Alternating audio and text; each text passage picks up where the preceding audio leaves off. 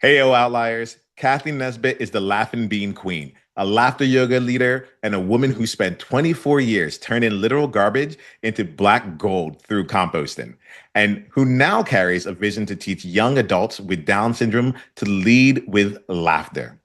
She came in ready to talk about everything except the things she wanted most.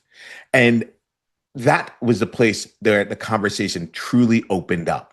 So, what happens when the person out here healing the world finally says out loud the thing she's been dancing around? Let's get into the room and find out. Hey there, Outliers. Niiamah Ashong here, and thank you so much for joining us here today. We're going to be bringing in Cathy Nesbitt for an incredible co-creation conversation. What happens is that we are out here to Cathy's a movement leader who has taken herself onto some of the largest stages to continue to make sure that her global movement keeps coming to life and continues to flourish and brings not just a smile but actual laughter to the lips of other people. Cathy, I'm glad that you're here today. We're going to be having an incredible conversation. Thank you for making the time for this. Thank you, Niiamah. I'm so excited to be here. Yeah, thank Yeah. you. So let us sink into this space here. Would you mind letting us know more about you and the game you're currently playing? Yeah, well, my working title is Kathy Crawley Laughing Bean Queen, and lately it's Laughing Bean Queen, or Laughing Part. Mm. My goal is to just share laughter. Sorry, what was the question? What The is the game. game that you're playing? The game Yeah. I'm playing is the game of life. I mean, with experiences, my whole thing in life, now that I understand more about how it works, at least for me, is experience through learning, always expanding what I'm doing. And lately it's laughter and how, like, is it really the best medicine? And I took a deep dive in 2020 to figure that out.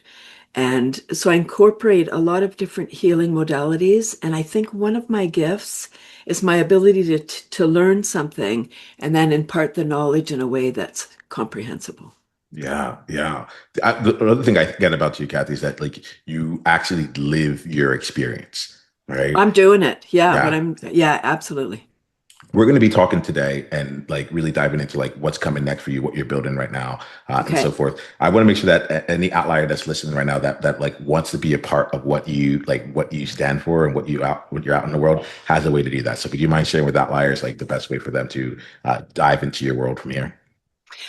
Well, laughter, because when we feel good, we do good. So my laughter page is kathysclub.com, Kathy with a C, and everything's there to find out about that part of my life. Yeah, yeah. That So, stream. yeah.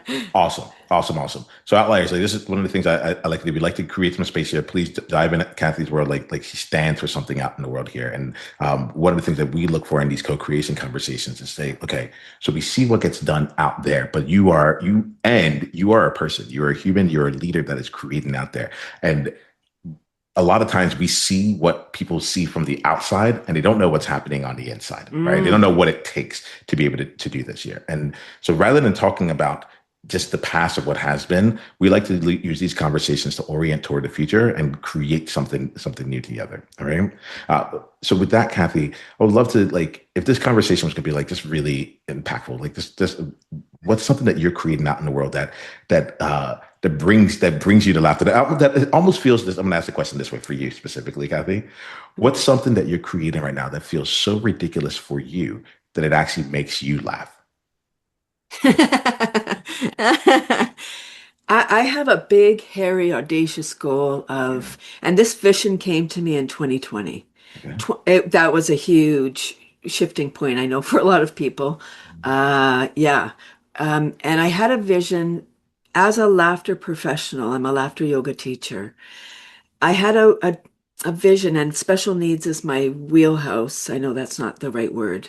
And seniors. Those are my two areas I love bringing laughter to that demographic. And I had a dream, or I don't know what I called it. While I was walking in the forest, this whole movie came.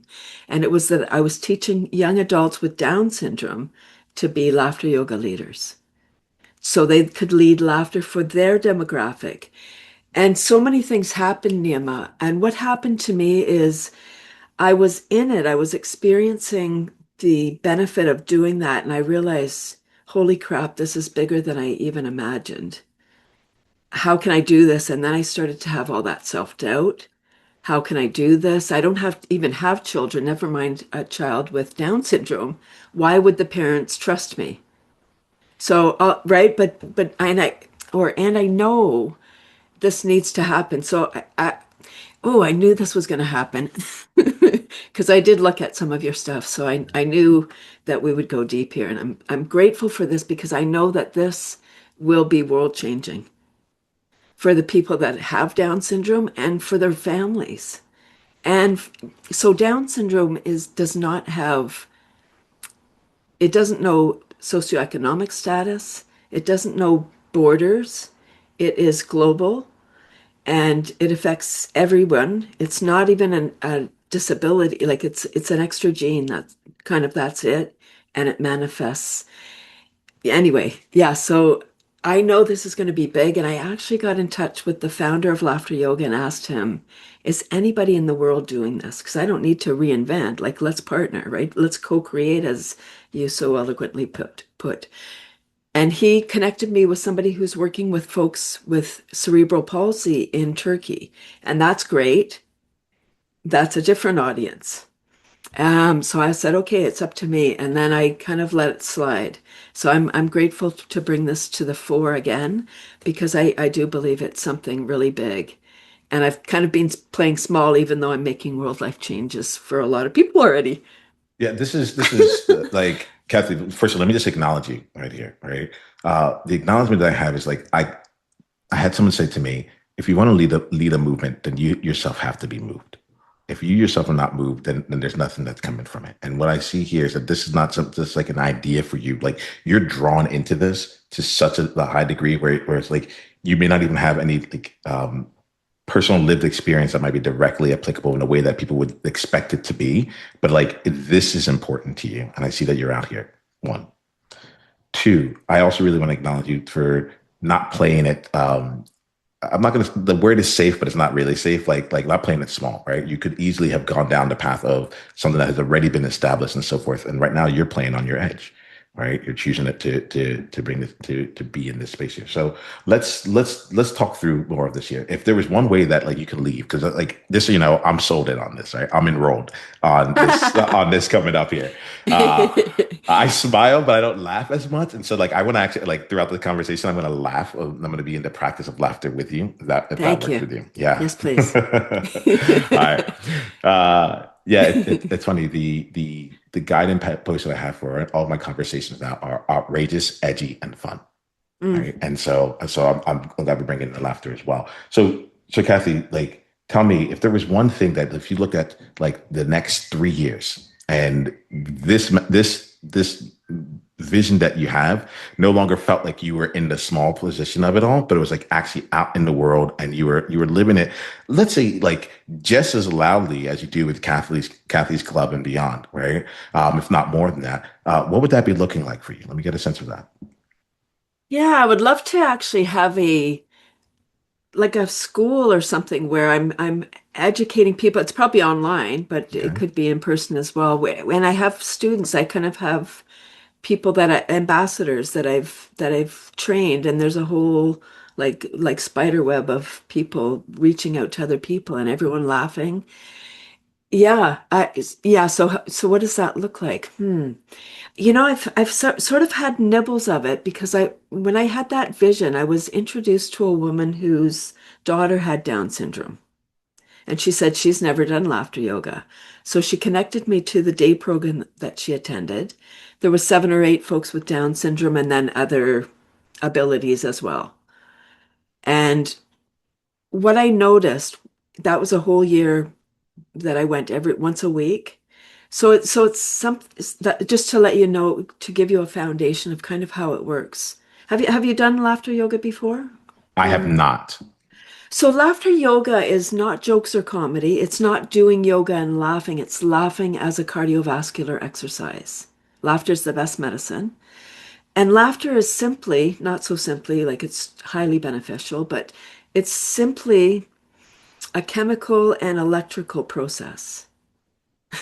So when we're laughing, we're secreting all the love drugs, all the happy hormones, dopamine, oxytocin, serotonin, and endorphins, right? Have you had your daily dose? Haha.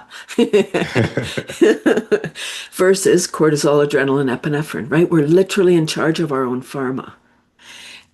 And I'm saying this for context in how this can work because it works for every demographic.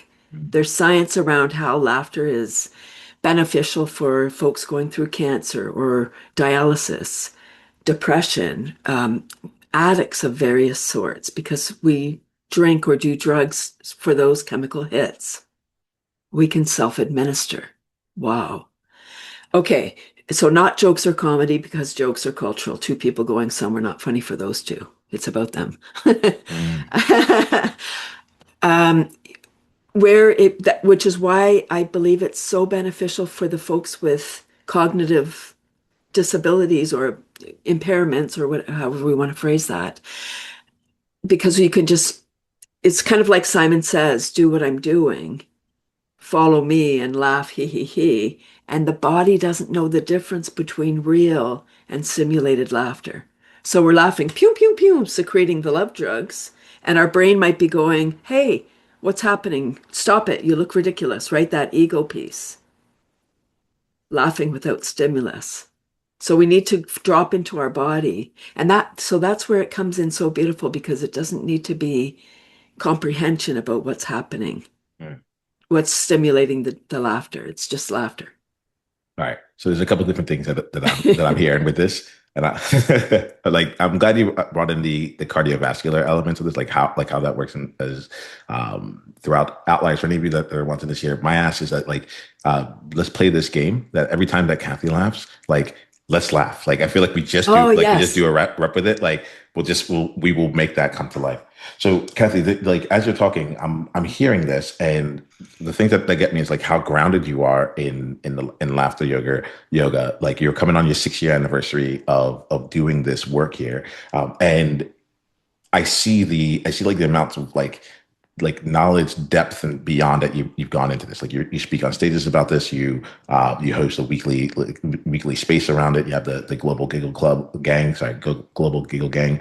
And so I hear all that, and I'm curious for you, like what what makes the element of like bringing the movement and bringing it to like people with Down syndrome and beyond, like what makes that feel like so different? Like given that you've already accomplished so much with things, what's the sticking point for you in this?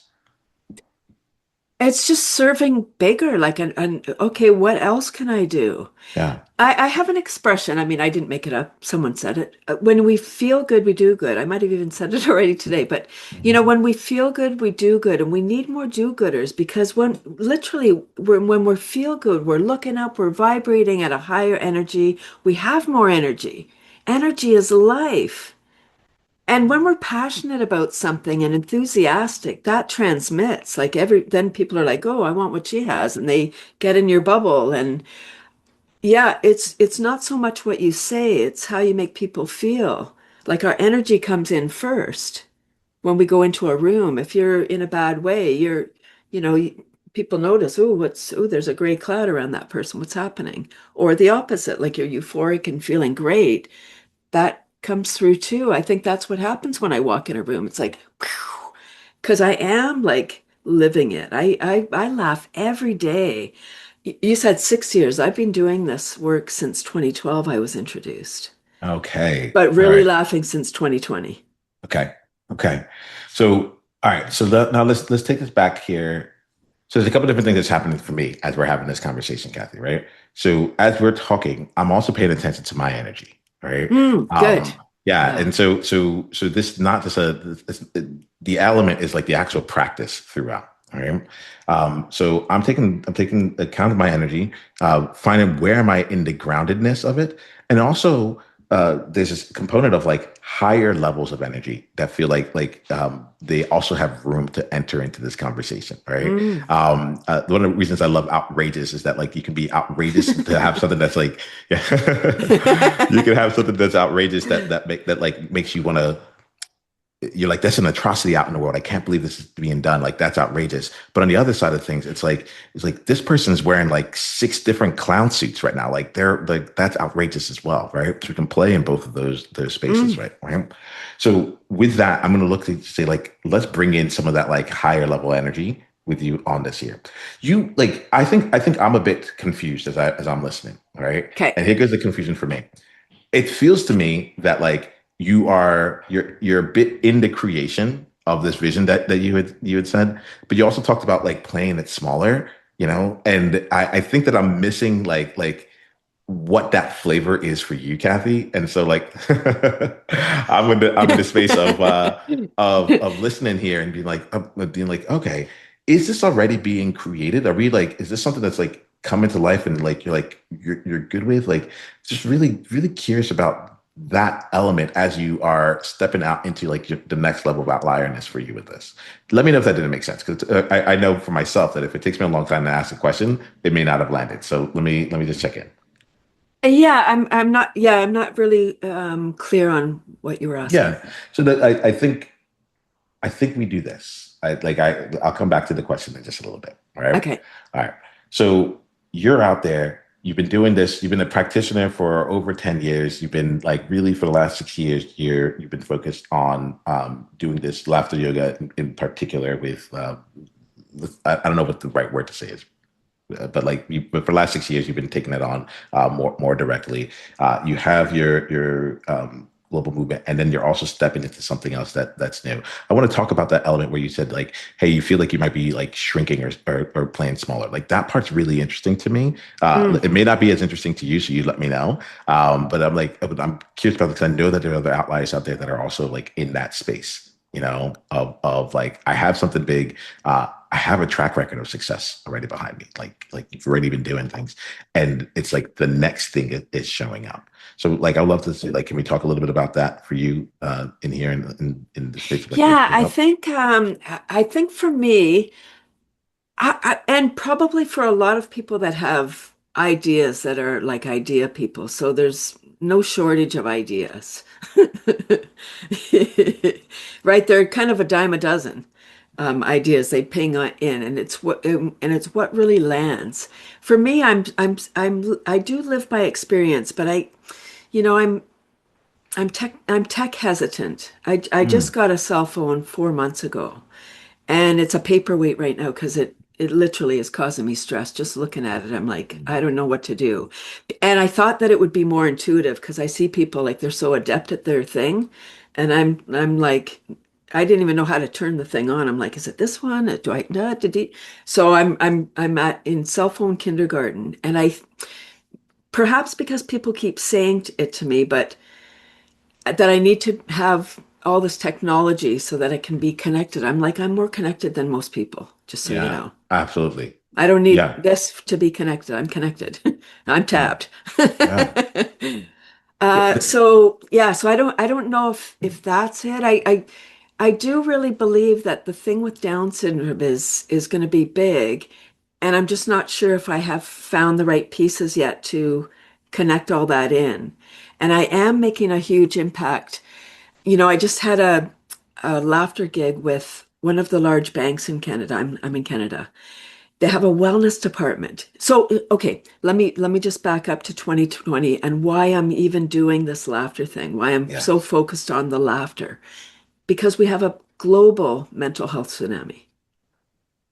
Because the world was shut down. How do you torture people? Isolation. And in Canada, we were locked down for 2 years. It's like how could that even be? That was a movie, nobody would watch it. Like, oh, there they are sitting in their house again. So I truly want people to care about life and everything, but we can't even care about our neighbor when we're in a mental health crisis. So where our energy is tamped down, we're looking down, we're afraid. That's my goal right now is to open this to so many people that everybody's tapped in.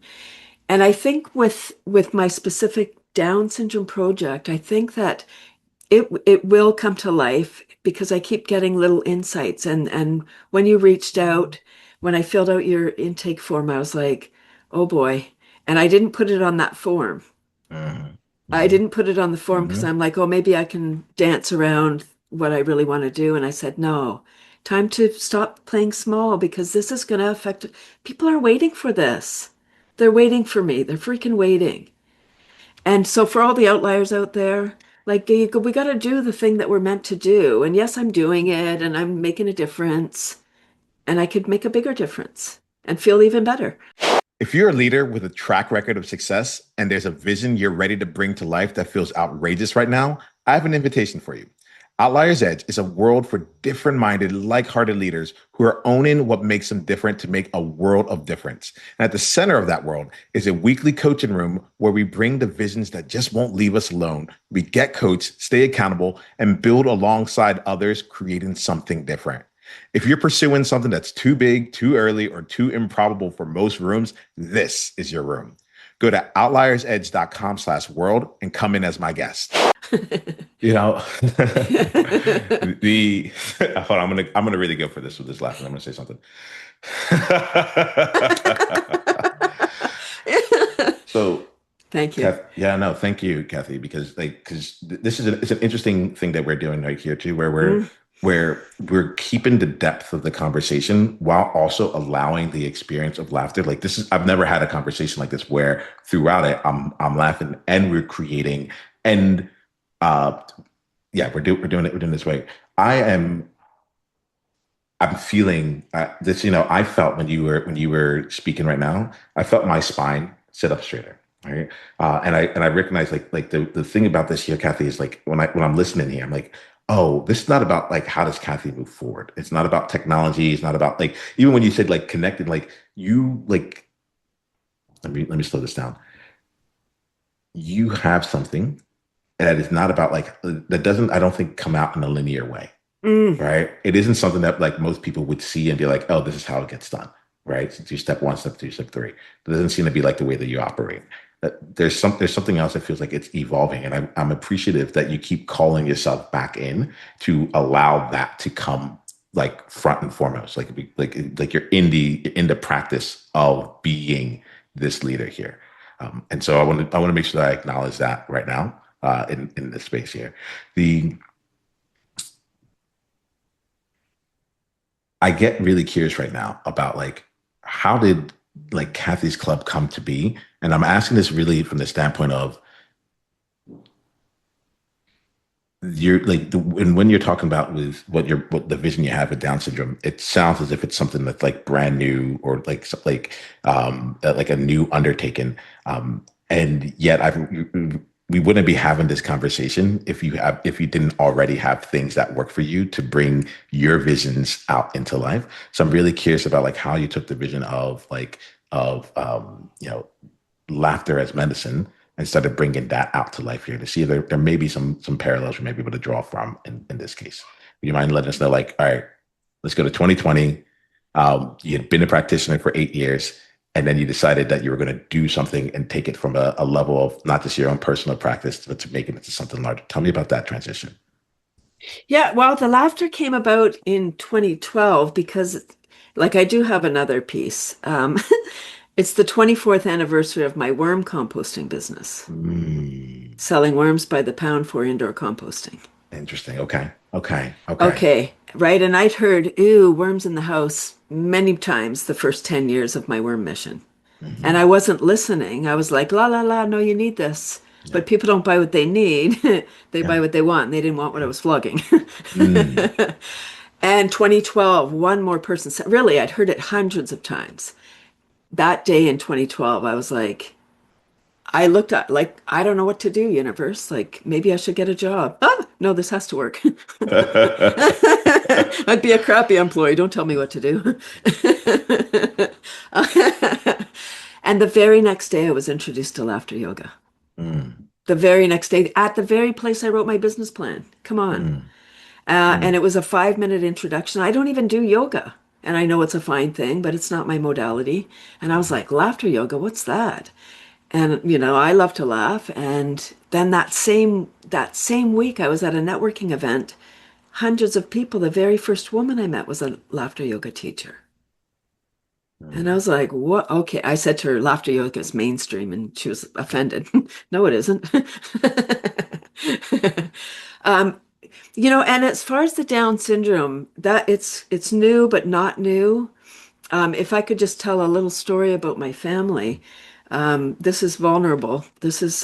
Like, this is crazy synchronicity, and you can't make this stuff up.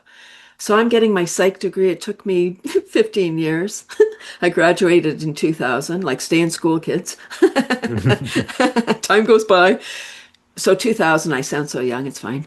Um, I got a job at a group. So I get a job at a group home and working with challenged adults. I love that work. I thought that's why I was put on earth, but I couldn't work with management. But it was a great introduction for me. That was like, oh my gosh, that was so great. When I started working at the group home, my parents are divorced when I was 7.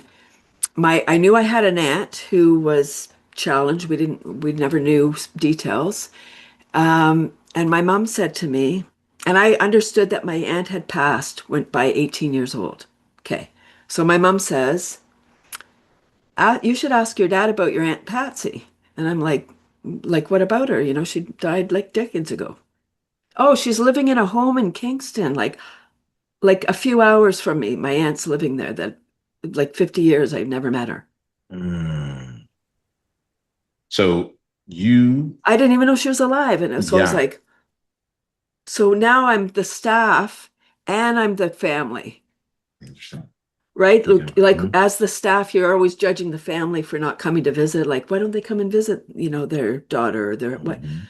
And now so I made arrangements to go meet my aunt for the first time. And anyway, yeah, so that was my first kind of like revelation that, oh my gosh, I have things in my past that I didn't even know, like generational things, right? So my aunt was born normal, in air quotes if anyone's listening and not watching.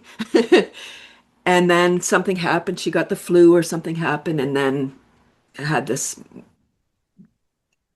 manifestation of some kind of mental thing that she was then put in a home. My grandmother became alcoholic because they told her like she would go every week and bring pajamas and bring things for her daughter, and they said, don't, you can't come and visit because it's too upsetting to Patsy when you leave. She's so they would drug her more. Anyway, like horrible, like this is the 30s. Horrible things happened. And so I carried that guilt, like it was 3-hour trip. And when I went to visit, they said, we're looking for a volunteer to take your aunt swimming once a week. And I'm thinking, I said, I'm gonna be the one. I'm gonna drive 6 hours to go and take my aunt swimming because I had so Yeah. much guilt and shame, right? I was Yeah. like, so like, how can I make amends? Mhm. And then I Mhm. came to then I was like, okay, that's not the That's not best. for Wait a you. Yeah. minute. Yeah. Wait a minute. Yep. Right. Yep. So I'm here to serve, I guess. Why I wanted to share that story again for context. So it's big. So let me check in with like a bit there. Yeah. Oh, phew, yeah, Yeah. let's. Yeah. Yeah. Thank you, Kathy, for this. I'm gonna laugh with you here. Hey. Part of what I think I'm hearing here is that like yeah, let's take that breath really. Yeah. Thank Ah, you. This is great space. I, yeah. I, I hope this is beneficial for your outliers. Like I should have said this to you earlier, Kathy. Like, don't. This was on me. You don't have to worry about them, right? One of the things that I've learned from my work here is that people like they get what they get from every single conversation. Every time I've tried to drive people toward a specific result or outcome, or like you should take this, it never is the thing. It's almost never the reason why people say like what it's about. So I think I'll say that going forward, like let's free ourselves of having to make this useful for other people. And the Hmm. moment we do that, I think that we're Ah, gonna like have the conversation we're meant to have. All right. And so I'm going to do the same thing as well. Like, I really want to, Kathy, like, I'm meeting you. I want to position you. I want to platform you. I want to like go deep with you. I want to I'm going to let all that go. Right. Just to be with you. And because I think that is like the real thing that's happening. When I hear this here, Are you good with that, Kathy? Let me just make sure before I go on. I love this. This is so Okay. great. Yeah, thank you. When I was listening, like to the story, one of the things that came up here that really struck me was that element of the guilt that we ended up at, right? Where it was Mm, like, you know, like what it felt like for me was like it's like you knew about your aunt, but you didn't know like you didn't know she was alive and 3 hours down the street. And the response from you after finding out was, oh well, maybe I will be that person that's commuting 6 hours once a week just to like and what I'm hearing from you was like the distinction was, and you caught this, was that like this wasn't necessarily coming from a place of like, oh, I want to catch up on lost time, or like I really want to be there. Like what I believe I was hearing from you was like this was actually like anchored into the guilt that you were feeling at that yeah, point. Is that right? absolutely. Okay. Yes. Now you brought this story in when we were on your own. Like I didn't like ask you Mm. about this here. So now I'm curious about how is guilt like at play, if at all, for you right now with what you're trying to build right in this moment. I even though I did feel emotion, so I know there's still work to do there. Yes. I have done a lot of work. I've done a lot of demon doffing, coming to terms with things, making amends, doing all the like the work, doing the work of what am I here for? What is holding me? So yes, what guilt I think drives us, and shame can, like all of these lower vibrating emotions or energies, can only survive in silence. As soon as we voice something that's causing us to be embarrassed or shameful, once we share it, it loses its power because it's that voice in the head that we're the one that put the cloak of shame on, so we can take it off as well. So yes, I'm incredibly humbled by the work that I've chosen or that chose me. I don't know. I'm not sure how it works. Yep. I Yep. do I get believe that. that I've been divinely guided, because who would start a worm business without repeat customers? With something that breeds more than rabbits. It's like the whole thing, but it's purpose driven. A little context there. The landfill for the Greater Toronto Area closed in '02. We started to ship our garbage to the United States, 1,000 trucks a week. And I had a solution, like to take the stink out of the garbage, turning it into black gold. It's Mm, it's so huge. Who am I? I don't know. Where did I come from? I'm not sure. But I do believe that it's all the experiences that I've had that have made me into this person. Like I'm like the caterpillar in that. Now I'm like really the phoenix rising out of all of this shame and guilt, coming to terms with all of that, and then seeing what arrives. No, there's no linear path back to yeah. your. I hear this and it strikes me. So what's going on inside me as you're speaking right now is this component of one, just think about like the elements of the when you're talking about like the worm business, like there's some part of me that feels like there's some elements of this where like most people would be like, hey, that doesn't belong here, or like, hey, this is trash here. And you found a way to make that into, like you said, like black gold, to compost that into something here. And I feel that as I'm talking to you, there's a bit of you that's I don't know too much about composting. Like I wouldn't know like the scientific things for like what's actually happening underneath it. But I feel like I'm meeting you in a place where you're like, no, I've been composting this myself right now. Like, hey, like going through the actual process of that as a human. So I want to just like make sure I'm acknowledging and seeing that. There's something that I find for me, like part of the reason why I choose to do in the past, I've done this like as a live conversation. Or part of the reason why I choose to like go out and do the work in this way is that I realize that there's a part of me that's really easy to hide behind or put a mask behind. Like even in this conversation, Kathy, like I'm recognizing, Mm. I'm like, oh, you know what? I'm asking too many questions. Like I'm not here. Like we're not having the conversation that we could be having. If let's say it wasn't if it wasn't recorded. And for a second, I was like, I did hit record, right? I was like, let me just go ahead and make sure that like that we didn't miss that. Yeah. And so it's taken me to that element of like what I'm getting about you is that you're someone who like is choosing to walk out loud. Let your process be seen, to be able to do it in the messiness of it all. Mm, And to keep to like it's almost as though like that's part of the gift. That's part of the work that is being done. That's part of what we get to experience mm, because like like even with laughter, like it isn't like, hey, come meet me at this time and then we will experience laughter and we'll do laughter yoga. Like I'm with you and you're like it's embedded into who you are, into how you mm, show up in the world, right? And so like there's something here that feels like when I talk to you, what feels like more than anything else is like the word congruence keeps coming up for me. mm. And I'll slow down. I'll pause. What do you make of that? Like when I bring in the word congruence, what comes up to you? What I'm curious what comes for you on that. Oh, yes, congruent, like just being in alignment with what you want and what how you want to be in the world, how you want to experience the world. That's what congruence is for me. Mm. Not what somebody else wants for me. I was doing that already. Yeah, I did yeah, that. And yeah, that gave me upset stomach and, maybe bad sleep or aches or pains or like having to shuffle around. Now I just am. If I don't want to do it, I go, thank you. If someone asks me, I don't need to say yes unless I want to say yes, because I do say yes to life. Thank you yeah, for yeah, yeah, asking me.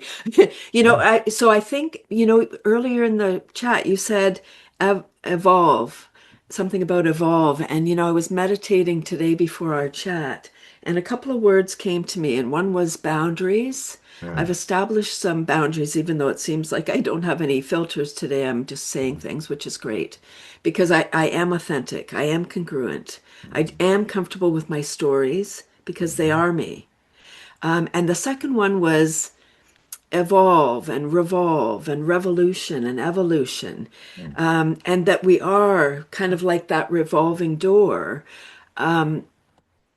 And sometimes we have the same experiences. Hopefully, we're evolving up and learning things and getting lighter. And that's what I feel like I am evolving up. And I'm always mindful now of, always isn't the word, those are pretty extreme.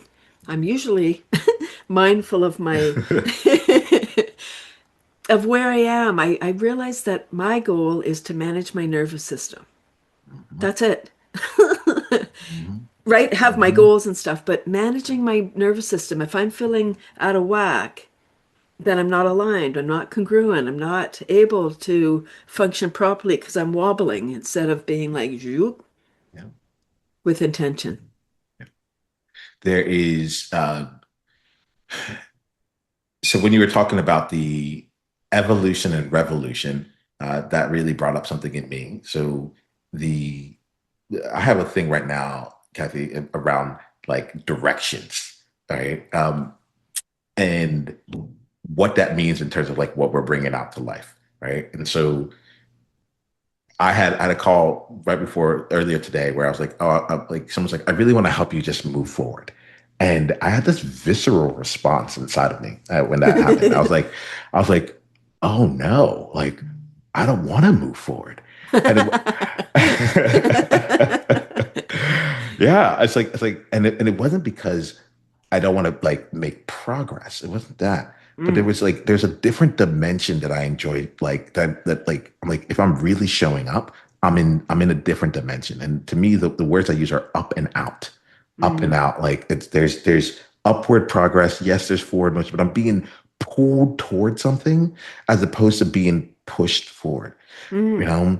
And like when you were talking about evolution and revolution, that was one of the things that was like it got me to think about like how do we actually experience ourselves as we are creating? Because mm, I saw you with your hands like it might look as though we are going around and around in circles, but each time we're doing it, I think about like a spiral staircase. It's like you're not mm, on the same floor. Yes, you're still on the same like in one plane you're in the, like something similar, but you're actually like evolving out from there. Like tell like I'm very reflective in this kind of thing, so I'd be curious what's coming up for you when I bring this in, and if there's anything like anything you want to bring up around that.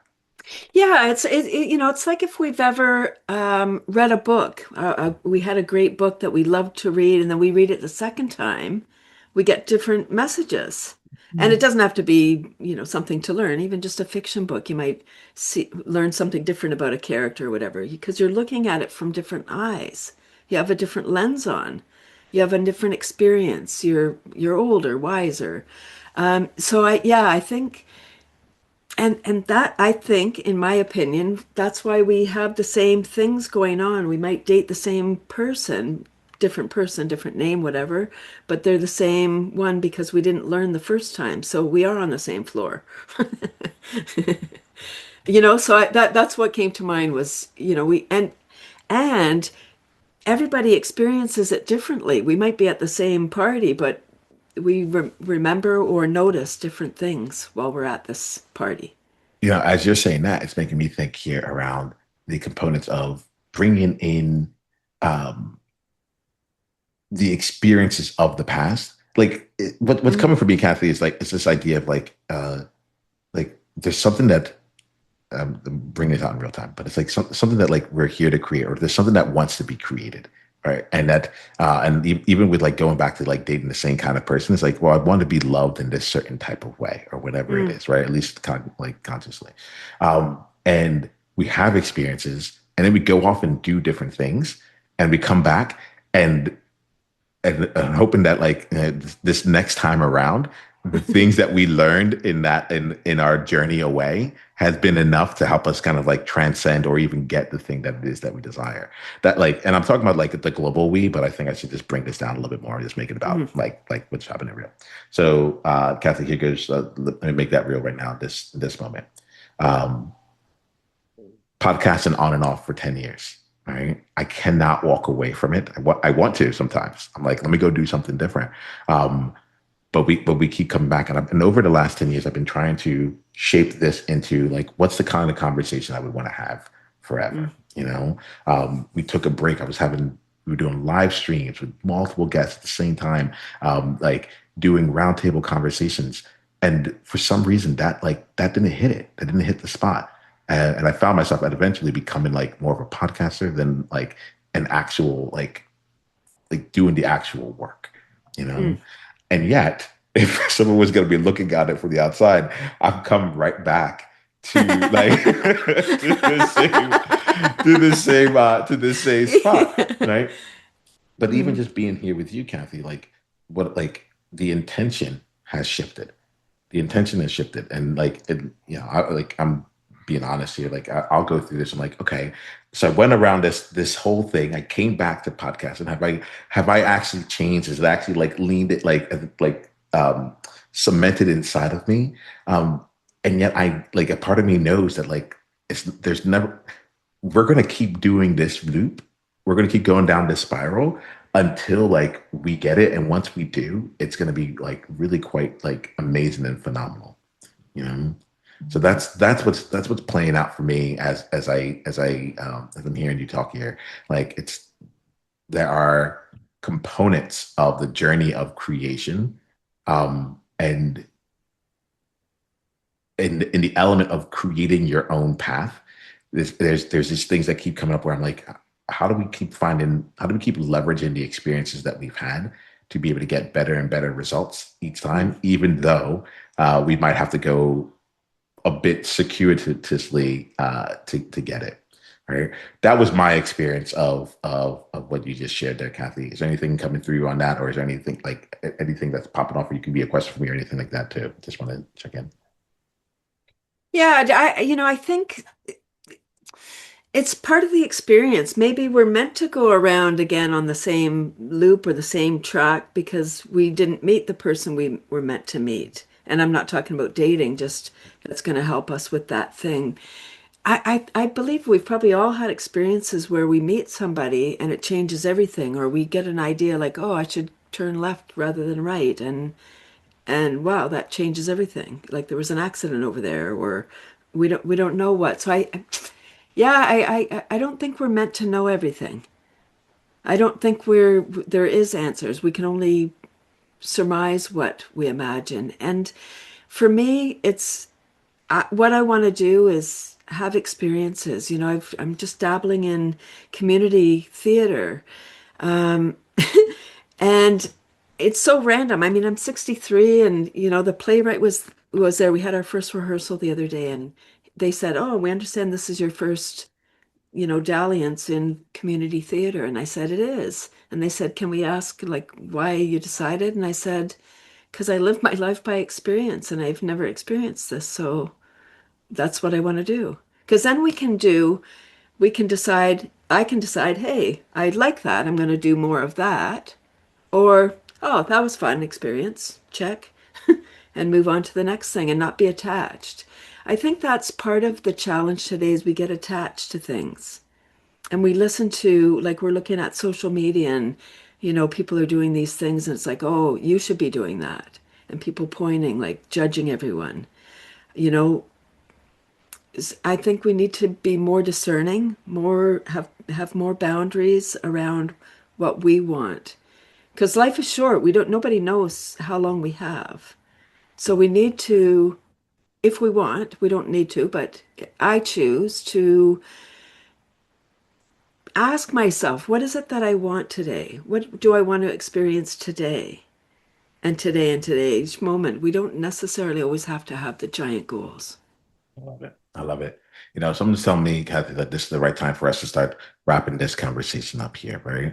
Um, what I want to do is have us end on two points. One of them being an outside and another one being an insight. So the outside is for any outlier that listen. We've allowed our conversation I like to evolve in real time. All right. And what I really appreciate is I feel like outliers get a chance to see like, hey, like both this is what it looks like when you've accomplished and you're continuing to grow. And here are some of the things that we're thinking through. So I'm glad we've gotten this chance to do that. If there's anything you want an outlier to know or to take away from this conversation, what would it be? I call that an outside. What's something that you would love for an outlier to who's listening to take away? Like I said, for me it's managing my nervous system. So I would highly recommend that people look at themselves and say, how can I take better care of myself? What do I need to do? Is it grounding, earthing? Is it dancing, singing? Is it learning how to cook or learning a language? Like just do something for you. Don't wait because we don't know.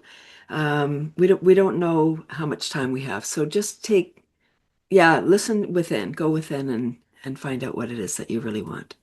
Love that. Love that. And then let's remind outliers how if they wanted to go deeper down into your world, how can they go ahead and do that? I would love to invite you and your listeners to my free online laughter club. Lovely. It's every Tuesday morning, 9:30 a.m. Eastern, 30 minutes of super fun self-care. I incorporate tapping, brain gym, qigong, and more to help people get out of stress and into joy. And they can find all the information at kathysclub.com. I'm on LinkedIn, Facebook, and even though I'm not adept at my cell phone, I have a computer. Yeah. Yeah. Yeah. Yeah, I'm like we wouldn't. It was so funny you were talking about like yeah tech. I'm like, but we wouldn't be talking if you weren't great at tech. Like so, like I was like this doesn't happen otherwise. Like without this. So like I hear you, and I'm also living an experience of something different. Right. Well, I mean mobile like when I I leave understand. my house, I say I lock my house so it's safe. And then I get on and I'm present with the day. My goal when I go out is to try and make eye contact. Yeah. It's like, no, but like that's a very like I love this because it's like just the intention that you bring with that. Like it seems really small. I'm all about like the counterintuitive things. And nowadays, like as someone who like can get into the complexity of things, I'm really enjoying when things are really simple. And what I mean Yeah. is like, it seems really simple to just go out and be like, yeah, it's like to go and make eye contact. I'm like, it's a harder game than one might think to go and actually play like outliers. We tried that on like to go out into the world and actually make eye contact with people. It's and then like as you're even saying it, like the idea in my mind of like having it and then maintaining it for any length of time rather than like a furtive glance, like we just happen to see each other. Like Yeah, I see you. I get what I'm hearing. It's like you're all about nervous system mastery, and allowing that to continue to help you grow, evolve, and be in different spaces, and giving yourself the experiences of it. I think that's why I keep hearing like the experience. Oh, you're doing it. You're in the practice of it. I'm like, oh yeah, because it's not an intellectual game for you. It's Mm, something where it's like it's a lived embodied experience for you. absolutely. Yes. I have very strict boundaries around my self-care routine. Yeah. It's not that long, 15, 20 minutes in the morning, same amount of time at night, and then, bits sprinkled in during the day. If I get those two in, it doesn't matter what happens during the day. I looked after me. I took my dose. Okay, I gotta ask this. I was gonna wrap up, but like I gotta ask this I here. know. I like you're getting a little bonus here. This is like the third or fourth time that you've mentioned boundaries, right? And each time that you use the word boundaries, it feels like it has a very different like feel to me than like when you first introduced it. It doesn't feel like rigid. Like, what does boundaries mean to you? Because you've used it a couple different times. I'm like, I think it means something to you, Kathy. That's not just like the textbook definition. Well, I don't think I had boundaries before. Someone would say, can you do this? Can you have that? I would do it because I didn't have boundaries. Now I know what I want to do. I tap in. If somebody asks me if I want to do something, I tap in first before answering. I pause. Hmm. Hmm. So my boundaries what it means is a container for me Yeah. that like they're big. They're not rigid. It's not a fence. It's like a flowy, it's a string more. Yep. Yep. But it's spiritual, it's mental, it's physical. Yeah, it's kind of a routine, I would say even. Hmm. Of I get asked a question and about my life, what do you want to do or not do? And I'm able to say now, oh, thank you, that sounds great, but not for me right at this moment. Not Yes. for me today, maybe tomorrow or another day, but thank you for asking. I really appreciate this because like it is just different, right? It doesn't feel like it's boundaries for like protection. What it feels like for me is like it's like if I can put it in this way, it's like you now are also allowing what you want to come to the forefront more and using that to like uh that it's getting more space. Like the way that you just described it here was almost as if that like externally things would happen externally and you would move to respond to it regardless of like what it was if there was an ask. Like I can almost see the 3 hour drive happening like more like if asked to do it, like I could see you being more in that. And what I feel like I'm hearing from you now is like you're like, oh no, like I know more of what it is that I want and I'm actually allowing myself to get that. And as a result, it has created what like feels like boundaries.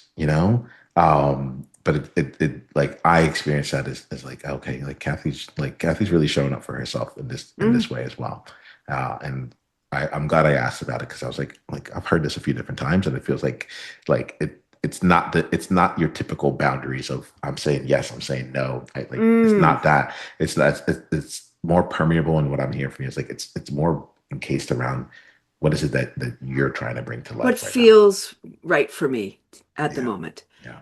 Oh, you're so intuitive. You're so good. I really appreciate this conversation. No, I'm having a lot of fun here. Kathy, we're going to end up here with one last question, and that's about your insights. So I told you earlier today that anytime I try and like have my outsights, that's why I distinguish them. I'm like, this is why this conversation was valuable, X, Y, and Z. I'm almost always wrong, right? And so, like for yourself, Kathy, like what's something that you're taking away? What's an insight that you have from today that you would like to keep with or to keep playing with in the future?